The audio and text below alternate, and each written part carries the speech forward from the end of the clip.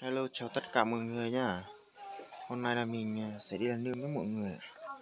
Giờ rất là muộn rồi nhưng mà mình vẫn cần đi làm nương nhá. Đây, rồi đây. Đấy, mình sẽ đi làm nương với mọi người. Lâu rồi mình chưa đi làm nương, và cũng chưa đi xem nương của mình, nên là bây giờ là mình sẽ đi làm nương nhá. Nếu rằng ta có chụp hình sơ tố nào tại chuyện là chạy của yêu mù. Ủa cứ để tên nhá bố phải làm ơi, nhớ xong đến nào. Nhớ xong tôi sơ tố này.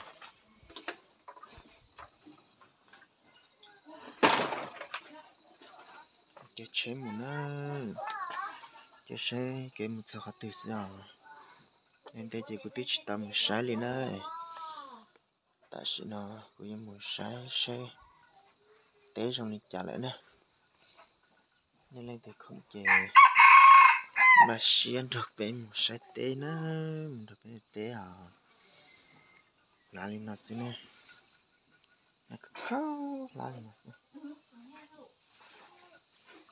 nhớ xong này nhớ xong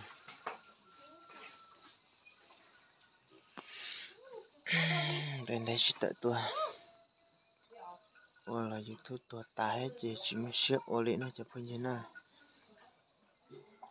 thì ý là nên chỉ tôi sáng gặp cô lấy thế chứ tại chuyện nó chứ cô tôi share thì cô thích chị ô lại xin nè giờ thế này đã tôi sáng gặp cô chứ cô chỉ là thay video cho nên tao sai tao biết sẽ là tao sai ô kể nhá tao sợ khó sợ chưa nữa nhớ xong cô là làm ít còn mấy mấy liền mà cho sợ cô từ YouTube xin này là sẽ là nhớ xong